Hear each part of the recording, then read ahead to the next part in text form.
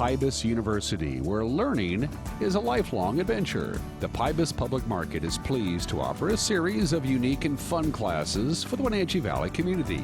Classes are taught by local volunteers with an interest and aptitude in the subjects that they teach.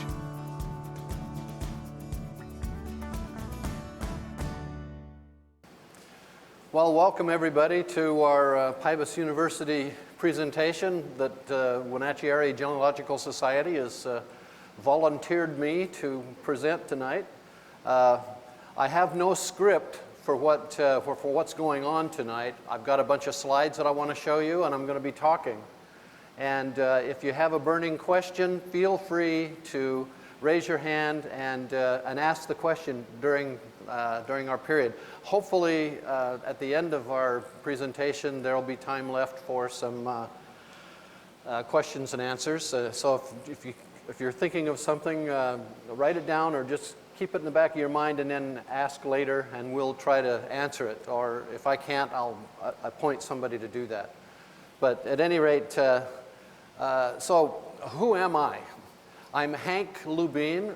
Actually, my real name is Henry Eugene Lubin, but my nickname is Hank. I'm retired. I spent 25 years at Douglas PUD. I was in charge of their control center over there, and we were the ones that kind of kept the lights on in Douglas County.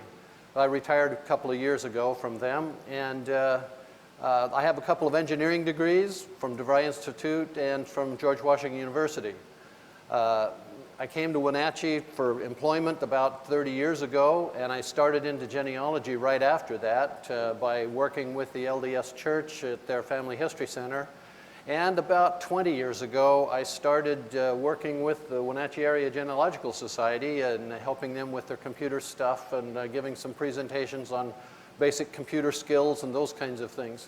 So I've worked in the genealogical community both at the LDS Church side of things, and also in the community here at the WAGS, the Wenatchee Area Genealogical Society. So as you can see for the first slide up there, we're going to be talking about a number of things tonight. If I can, I'm going to get through them all, but in order to get through them all in the time that we've got allotted, I'm going to be talking fast. So I hope that you can hear me, and I hope that we can get across something that you didn't know before. Teaching one of these kinds of classes is really difficult because we've got people that are fairly experienced genealogical people, Mary, my wife, you know, Sandy, some of these people that I'm aware of. And then there's people that this is their first time. So how do you teach a class or present something that's going to be interesting to everybody? So I'm going to be throwing in a few things tonight that might be interesting for those of you who are experienced or think you're experienced, and for some of you who are really not experienced and are kind of novices at the genealogical side of things. So bear with me. I'm going to try to throw in a few things. Some things may be over your head. Some may not be. I'm going to try to explain things reasonable as I can. So with that in mind, let's get started here with seeing if we can get this thing moving. So what is genealogy? You know, this is an Indian motif here with 6 blind people asked to go into a room and try to find the elephant in the room. And you know what the elephant in the room is. It's genealogy tonight. And so one's got the tail, one's got the ears, and they all think that this elephant is something different. Just like us, we all think that genealogy is something different. But maybe it really isn't. But one of them really is close to right. Which one might that be? The one that's got their hands along on the leg that thinks it's a tree, because the genealogy is a kind of a tree. So if you're really going into genealogy, if you really don't know anything about it, let me give you the real definition. This is Wikipedia, and it's off the internet, and of course it's right? Okay, yeah. Everything on the internet is right. So genealogy comes from the Greek word, you can say genealogia, genea meaning generation, and logos meaning knowledge, so it's generation knowledge, or, as they say, family history.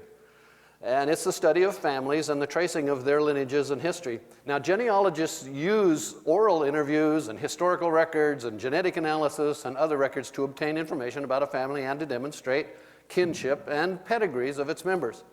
The results are displayed on charts written in narratives. Okay, so that's the definition of genealogy, as if you needed to know that, okay? But why would you want genealogy anyway? So, here we go.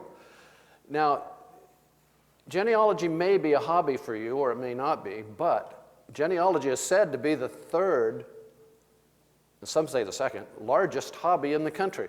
Just ask the librarians at a library, a just regular, county library, and they'll all tell you that their shelves are bursting with genealogical books. Available computers are in continual use at those going to the library, and they're always seeking clues for various lineages that they're looking for. Some folks like genealogy because it's like putting pieces of a puzzle together or doing detective work. Some people really like to get into detective work, and boy, genealogy really is a detective situation for sure. Some people love history, just reading history, and some people love that, and they're thrilled if their ancestors are mentioned in history. That's a kind of a cool thing. Now, there are those of us who want to preserve the experiences of past generations, and so that's why they might be interested in genealogy. Some folks might embark on the journey because they need medical history for some reason. There's maybe a disease or a congenital condition that might encourage a descendant or document at least the condition as it was passed down into the family. Now, another may be interested in genealogy because of the lineage society, like the Sons or Daughters of the American Revolution or some other lineage society, and there are several out there. Some people do genealogy as an obligation to their ancestors and descendants and for religious purposes, such as the Mormons, okay? Pybus University, where learning is a lifelong adventure. For all the latest news in North Central Washington, go to ncwlife.com or find us on Facebook. Got a news tip? Email us at news@ncwlife.com or call 888-2020. Pybus University, where learning is a lifelong adventure. So here's the practical side of genealogy. Why would we want to do genealogy? Why would anybody do genealogy,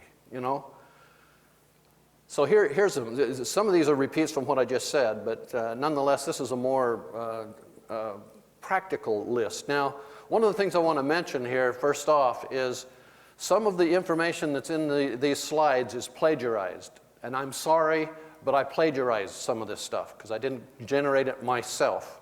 None of it is copyrighted. So you'll just have to forgive me for plagiarizing somebody else's work. Probably about 40% of my slides tonight and some of the information is plagiarized. But some of it is from my own experiences and whatnot, and I'll show you that later. So why genealogy? So we want to use genealogy to validate family stories, maybe to determine what are the stories that have been handed down through our families. Was Uncle Joe really a horse thief, or whatever? That kind of stuff. We validate that kind of stuff. What if we want to maybe we will have famous people in our background. We want to find out if there's any famous people in our background, or there's a historical event. Somehow or another, our family, my particular family, they were involved in the Massachusetts witch trials. There's one of my ancestors was involved in that. So, there may be a historical event. Or we want to maybe trace medical conditions through our families. Maybe a family inheritance. That kind of stuff we can trace. Trace land ownership kinds of things. How about a family portrait? There's something hanging in the living room that was passed down from generation to generation. Where in the world did it come from? Who is it? That kind of stuff. Actually, to try to find our birth parents, there's a lot of that kind of stuff going on. Trying to get the court system to unseal, adoption kinds of things and all those kind of stuff. All of that's related to genealogy. Proof of paternity or maternity.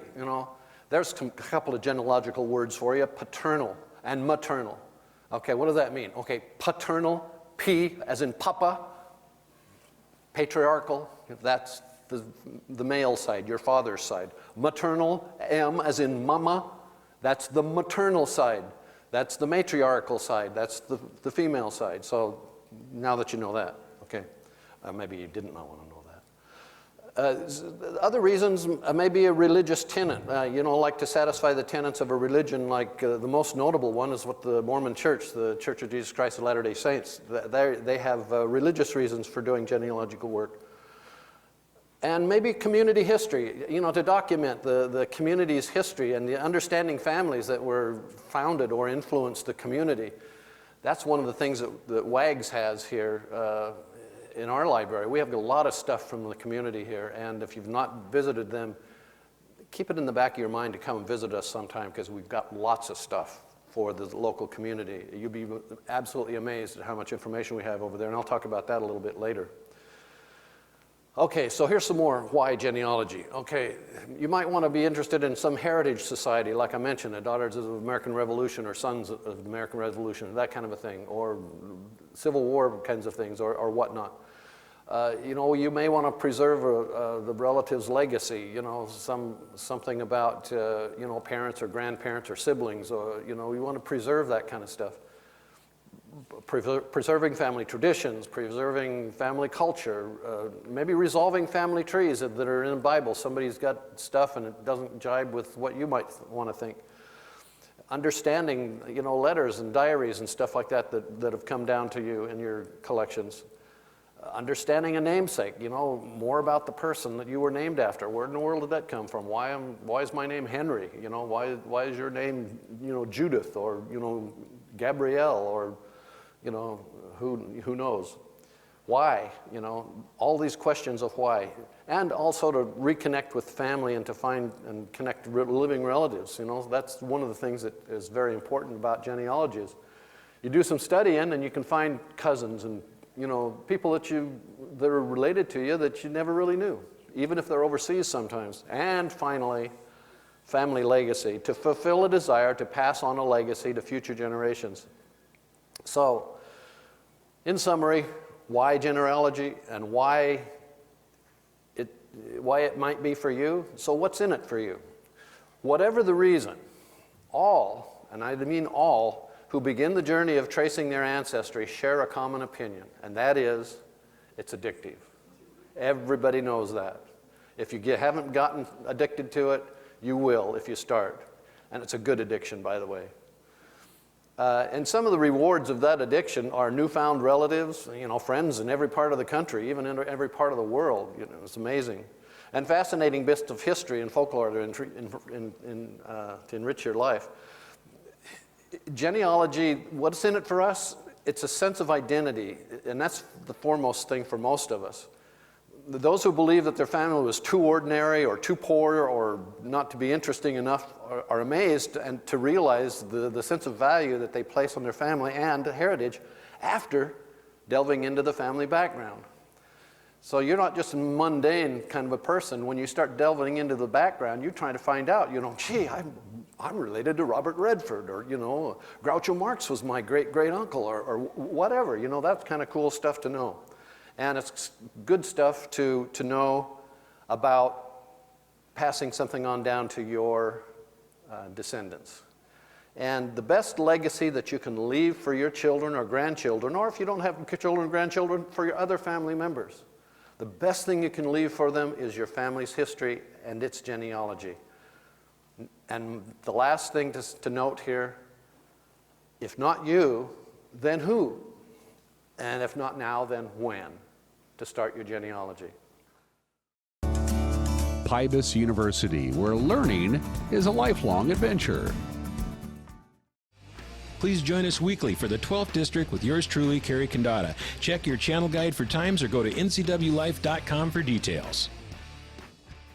Pybus University, where learning is a lifelong adventure. So, how do I get started? One of the first things that you want to do is to write down what you already know about your family. If you haven't already done that, that's the place to start doing it. Now, there's a couple of things in there that you can do to start this. One of them is the family group record here. This family group record looks like this. It has the husband and wife And their information, it's basically a form that you can write stuff down. Write it down. Then there's a place here for children.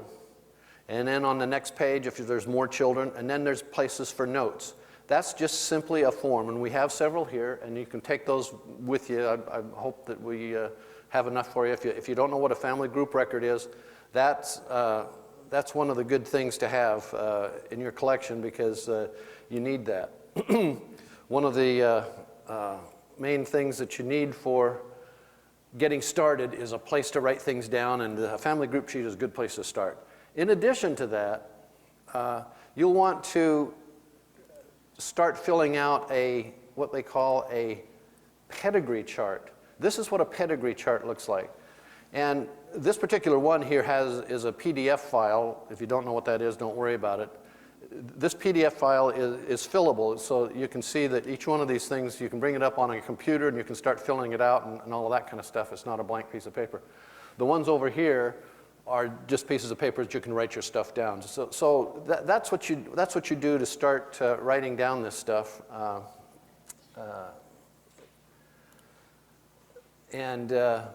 So you've got this family group record and this pedigree chart. Write it down. Start with yourself and use a worksheet or a piece of paper or whatever, or this family group record. Start with yourself. But better yet, start with a family group sheet and a pedigree chart, and just write down the information that you know right now off the top of your head. Just write it down. Don't rely on anything else. Just sit down and write it down. That's the first thing to do. Step number 2. Then you review the stuff that's missing on that family group sheet that you write down, and circle any missing or incomplete information on your worksheet. Then, while pondering the missing information, step 3, gather your records. Find what family history information you already have. And I know that most of you know this kind of stuff, and this is just going over. You start with the writing stuff down, then you review what you have, okay? Now, start with the records that you have in your possession. Gather them into a safe place. If you have to, just put them in a shoebox, anything. So gather these records from all over the house, various places that you may have things stuffed. Put them in one place, and make sure that that place is safe. You could also put them in a binder or a file folder, one file folder or for one binder for each family that you have. Your father has a folder or a file. Your grandfather has a file, and his family and so forth. Your family has a file, and that kind of a thing. Search for scrapbooks and Bibles and family documents and other records that are vital events like birth and marriage and death and christening and bar mitzvahs and baptisms and all those kinds of things that you have certificates or some sort of a document, some sort of a source document. That's the important stuff in genealogy, is getting this source document stuff together. It's very important to start putting that stuff together. So you get all this stuff and you put it together and you put it in a box or you put it in a folder, and then you start working on looking for the missing parts. So that's step 3, is to gather all your records. Now, step 4 is kind of an important part. Now, once you start putting your stuff together, what we've done, mainly my wife's done, but I've helped a little bit. This particular binder here happens to be my paternal of my father's side, okay, my paternal grandfather. And we have a binder just for him and his family. We've got a picture of him and his wife on the front cover, and it's labeled. And we have several shelves, actually a bookcase at home filled full of folders like this, one folder for each family. And within that family, guess what the first thing is in that folder? It's a pedigree chart, just like that I suggested that you start off with. And the next thing in that is notes that you have, and then vital records, birth certificates, death certificates, all of these things that we've put, then photos and things, all of that particular person in that family. Marriage certificate, original from, 1913. It's right here, protected in this folder, okay? This folder is kept in one place in the house, and that's kind of how we do it. It's not the way you necessarily need to do it, but that's how we do it. Take all the information from my great-grandfather, or this happens to be my grandfather, put it in one place so that you got it together, okay? Then you talk to relatives, step 4, and friends, and you seek out the oldest relatives and record their responses to questions. Record any useful information. It used to be really difficult to record things. Not anymore. Most all of us have these smartphones, or at least a phone with a recorder on it. All you need to do is turn it on, push one button, and start talking to your relatives. That's all you need to do. It's so easy to do nowadays. And if you've not done that, that's great. You just start the recorder, set it on a table, and then you just talk to your relatives. And one of the things that you can do to talking to your relatives is to have questions. What am I going to ask them? Such a deal I have for you. One of the handouts over here is a group of, started off with 170-something questions, but I've narrowed it down to just over 130. They're just questions that you can ask your relatives. What's your favorite color? Where were you born? You know, what did you do for fun as a kid? You know, all of those kinds of things you can ask your relatives. If you don't have this set of questions, then you've got to think of things off the top of your head and you may be kind of stumped. Take the set of questions with you. That's why we provided a handout. Take those with you. Turn your recorder on, and away you go. One of the things that I want to mention to you, back in 1996, my mother visited me. She was 80-something at the time, 80 at the time. And I decided to go ahead and dig out my little tape recorder and record her. And I asked her a bunch of questions, where she came from, and you know, where she did as a child, and what she did when they first got married to my dad, and all those kinds of things. And I recorded 4 tapes of those. And I'm so glad that I did, because the very next year she passed away. And so we've got those recordings. And it's, you know, priceless information. I wouldn't have done it otherwise if we hadn't have recorded it. It's very, very important to record that stuff. So we recorded those kinds of things, and that's something that's so easy to do nowadays. Go to your families, especially the oldest ones that are, you know, going to be gone in a few years. Record their stories, record their life history, find out what they felt, what kind of politics did they have. All of those kinds of things can be done with just simply a smartphone. And you take it and you give it to somebody, or you can even buy programs that'll take those words and type. You know, it's voice-to-text programs, and there's some free ones. I've used them. You can buy some, you know, but if you want to write it down, or you can just keep it as a recording. But those kinds of things are important things to have in genealogical work. Pybus University, where learning is a lifelong adventure. Are you wanting high-speed internet but don't have access to PUD fiber? Try Sky-Fi high-speed wireless internet from LocalTel. Call 888-8888 today. Pybus University, where learning is a lifelong adventure. At the same time that you interview your family people, you can ask them about copies of birth and certificates and death certificates, and maybe some certificates that they may have of, you know, some of the events in their lives. And if they don't want you to have them, guess what? Take out your smartphone, turn your camera on, and take a picture of it right there in their house. Take a picture of it. Put it in your file. It's so easy to do. And if you don't have a smartphone with a camera, you can get these, you know, everybody's got a camera. I mean, I don't know of anybody that does not have a camera. Especially nowadays with digital cameras, it's so easy to take pictures, and everybody can do it.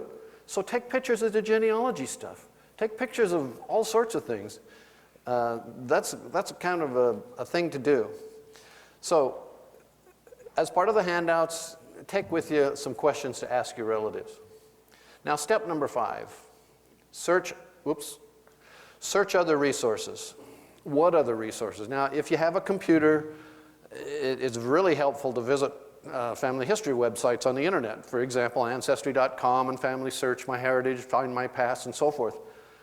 they provide lots and lots of information to people to do research. You know, when you start getting more heavy into genealogy and you got the time to sit down and you start to fill in some of these holes so that you can fill out your family group sheet and your pedigree sheet, you're starting to fill in some of these holes from the records that you're digging up. You can go online and fill in more holes, and pretty soon you're addicted to this stuff, and so you start knowing some of these sites to go to. And we'll be talking a little bit about that later. If you don't have a computer, hey, you know, that's not the end of the world. There's free computer use available at most libraries and genealogical libraries and any LDS Family History Center. And many of these libraries have free access to things like Ancestry.com and MyHeritage and other pay sites. Our LDS Family History Center that I'll talk about here later on has free access to Ancestry.com, so if you want to come and do research there, you can do that. Our Wenatchee Family History Center, we have some access to some online sources that we pay for. Mary, one of those is Heritage, World Vital Records, some of those kinds of things that are available at these libraries that that you have access to by, you know, coming to the library. You know, that's what the libraries are for. So there's some things that you can do. So now that you've gotten started in looking into some of these records and trying to fill out some of the blank spots that you've discovered, then what do? Well, as an alternative or a companion to step number one, what was step number one? Family group sheet and pedigree sheet, okay?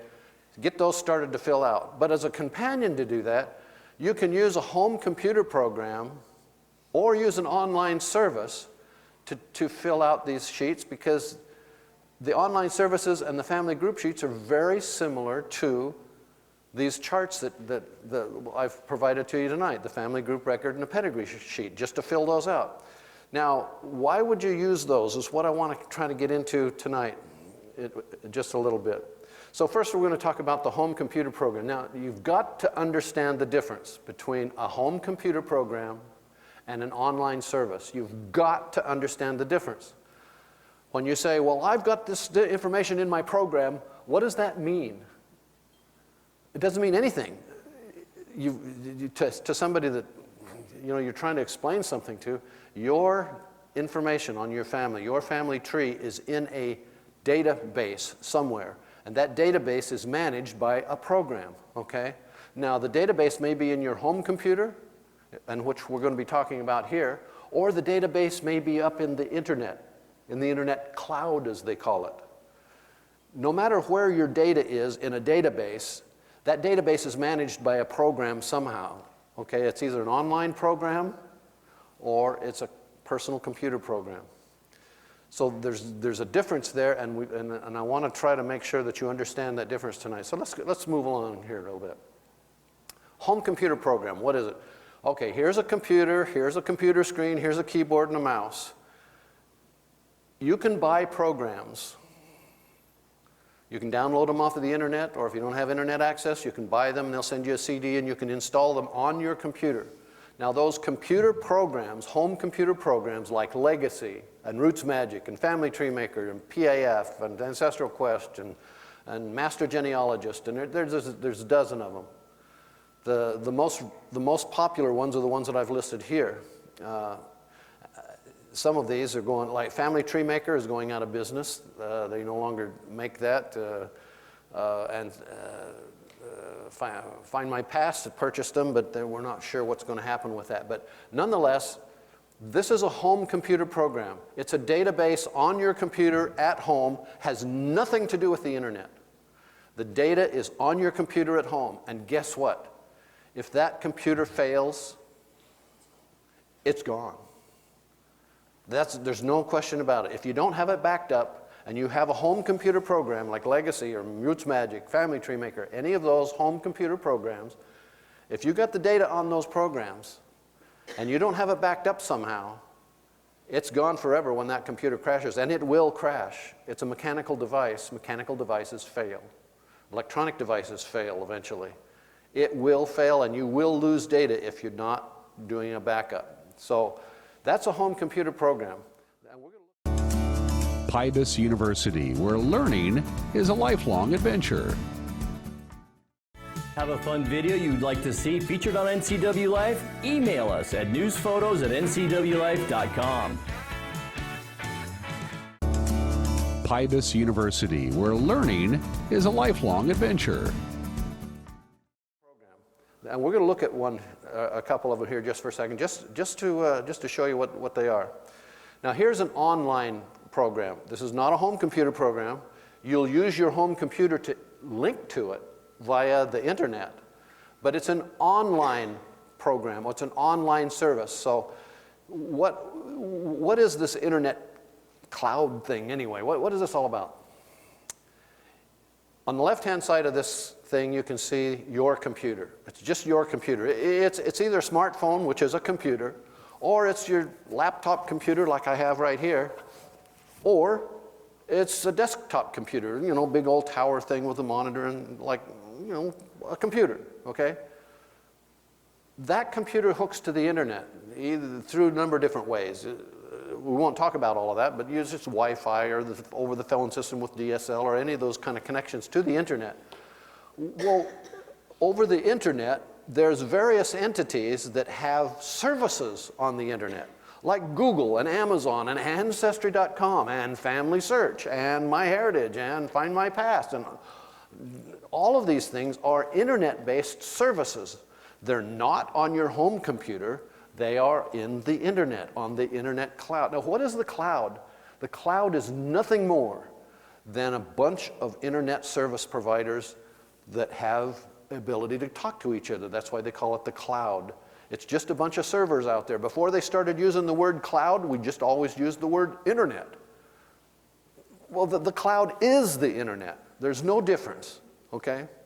So when we're talking about a home computer program, we're not talking about the internet. We're talking about something that's on your computer at home that maintains data that has nothing to do with the internet. And when we're talking about an internet service provider like FamilySearch or Ancestry.com, we're talking about a service provided over the internet that saves data on their machine and not yours, okay? So if your machine dies, your data doesn't go away because it's on their machine, not yours, okay? So let's look at a home computer program just for a second. Here's the one that I use, and this is the one that's most popular nowadays. It's Legacy. This Legacy program, let's bring it up here.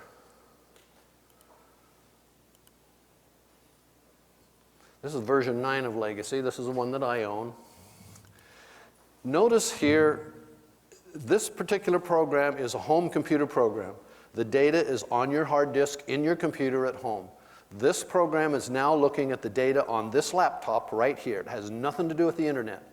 The data that you're looking at here is on the database that this program maintains on this computer, okay? And this program is called Legacy. Notice that I'm looking at the Family tab here. The intent of this presentation tonight is not to show you how to use these programs, just to show you that the program exists and how you can see some certain things. This happens to be me, and I put an old picture here. That's not my picture, by the way. But look at this screen. Look at this screen here. This is the same look as a family group sheet. It's got the husband, it's got the wife, okay?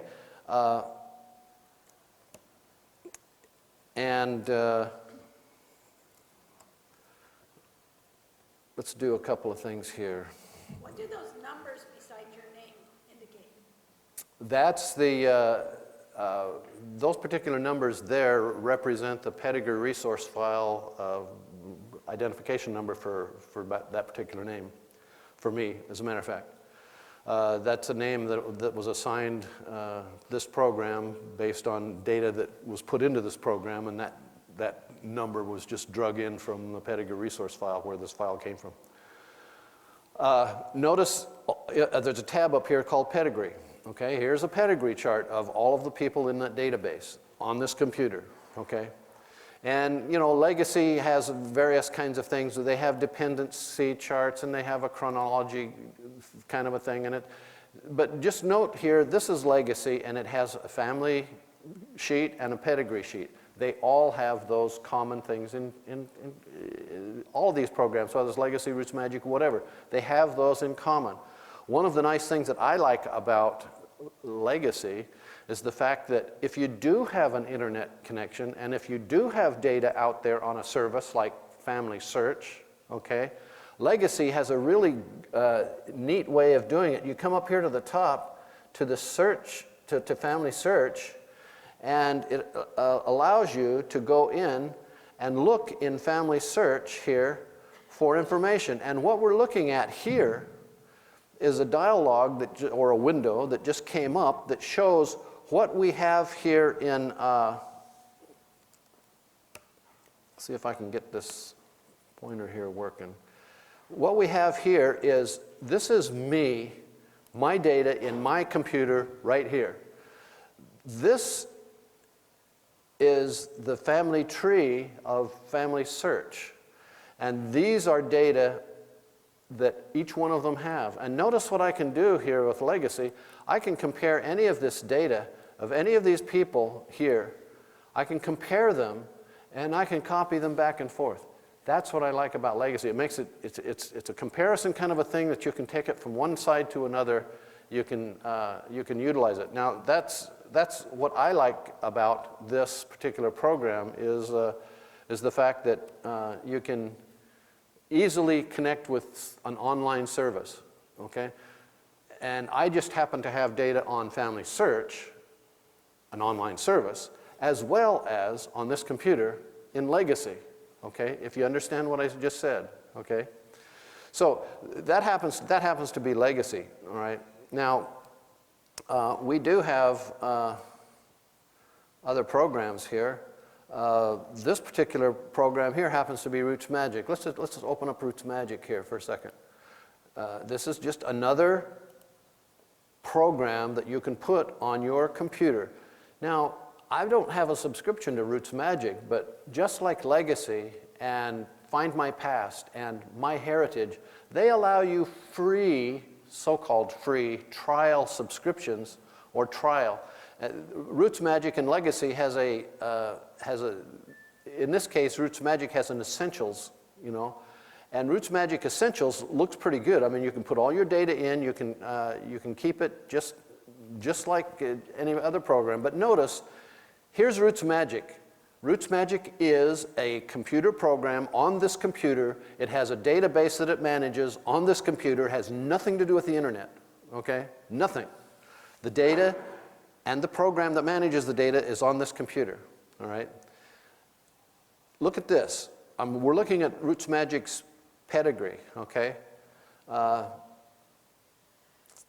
Notice when I go to the Family tab here, it brings up the family. Here you have the father, the mother, and all the children, just like a family group sheet, okay?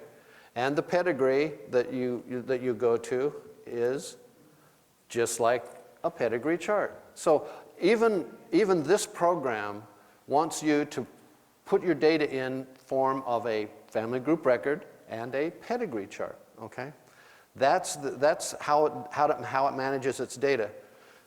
This particular picture is of me. I'm a retired lieutenant colonel in the Air Force, so I threw that picture in there, so you don't need to worry about it. That's neither here nor there. I just wanted to throw a picture in here showing you that you could put pictures in of yourself or all of your relatives if you have those pictures. All of these programs allow you to save images of things like photographs, images of things like birth certificates, death certificates, and all of that. Every single one of these programs that you can put on your own computer allow you to put these records in them, okay, and save them. You can digitize them, you can scan them, copy these information from your camera or your smartphone or whatever into these programs. But if the program fails, or if the data gets messed up on your computer, what happens? Chances are you can lose it if you don't have it backed up. So that's really an important thing. Pybus University, where learning is a lifelong adventure. Get the fastest internet available in North Central Washington by switching to LocalTel and get speeds up to 1,000 meg. Call 888-8888 today or go online to localtel.net. Pybus University, where learning is a lifelong adventure. Let's move now from the personal computer program that keeps track of information, okay? Now let's move to an online service, okay? This particular service here is FamilySearch, okay? Now I have a subscription with FamilySearch. And everybody can have a subscription to FamilySearch, and it's free. If you're an LDS church member, you're kind of expected to. If you're not an LDS church member, you can have a free account, and there's no cost to it. Thank the Lord for the tithing that the Mormons pay to their church that supports this site, because it's subsidizing everybody else that wants to use the site, and that's a fact. And it's free, and it's going to be free forever. So, you know, if you wanted an online service, which is a good reason for it, to keep your data so that if your computer at home fails, the data doesn't go away if it's on an online service. Ancestry.com is just like it, and we'll look at it in a minute. But here's FamilySearch. Now, if we want to do a family search, let's see here if we can find a. Let's find us a place here that we can go to do a family search. I think, yeah, I just went backwards. I should have done this earlier, but there's my desktop. I have a FamilySearch login right here, and I'm going to sign in to. I'm using Chrome as my browser. I'm signing into FamilySearch. How many of you know what I just did? I just signed into FamilySearch, okay? Okay, here's my FamilySearch account, and I can go to the family tree database in FamilySearch. And when I do that, I bring up what I was just showing on the screen. This is my pedigree, okay? And I can go to any one of these people, like my father here. I can click on my father, bring up his page, and I can look at all of the things that are vital to my father. I can show his picture. I can show his vital information when he was born and all of that. I can show his family relationship. Here is him, his parents' children, and his own children. So this is the information that FamilySearch has. But you know, FamilySearch also, especially if you're a member of the LDS Church, FamilySearch also has automatic links to these sites, Ancestry.com, Find My Past, and My Heritage. Or if you're not a member of the LDS Church, you can come to a Family History Center and have access to those sites as well. But the nice thing about this is that you can collaborate back and forth with these online services by going to these sites. One of the things that I like about the FamilySearch site is the fact that you can put other things on these sites, not just the data, the vital information data. And one of the more important things about this is that down here at the bottom, you can see the sources. You know, these are all of the sources that verify that this person is who he says he is, or who you think he is. The sources source information is the key to proper genealogical research. Period. Sources is the most important thing that you can do in genealogical research, because it's the thing that proves what you say, and not just, well, I thought that Aunt Joe said this about Uncle Harry. That won't cut it. If Uncle Harry was a horse thief, then you need the prison record, or you need something, and that's source information, okay? Some of you may think that that might be funny. Well, it might be. Some of you may want, well, I don't want anybody to know about it. Well, who cares? It's not you. This kind of stuff makes your family history rich with information, you know. I don't know if my great-great-grand second removed uncle was a horse thief or you know, a slave trader or whatever. It doesn't matter. That's not me. But having that information is kind of key to your family. And to know that kind of information, you know, you may find some really funny stories about some of these kinds of things. But so back to this. So FamilySearch has got places you can store sources, you can store this kind of stuff, but it's also got this memories tab here where you can store on FamilySearch. Look at what you can do there. You can store photographs. Here's a picture of the marriage certificate, of their the gravestone. You can put document stories, and you can put audio recordings. Like these recordings that you find, you record your relatives on your smartphone. Take those recordings. You don't need to write them down. Just take those recordings and upload them to FamilySearch, and they're there forever. You know, FamilySearch is maintained by the LDS Church, and they have a contract for their server farms, and their server farms are backed up. Their contract is with Amazon services. And there's multiple server farms with multiple backups, and if the data is out there, it's not going to be lost, and it's going to be maintained forever. The LDS Church is really stickler on preserving data and preserving information. And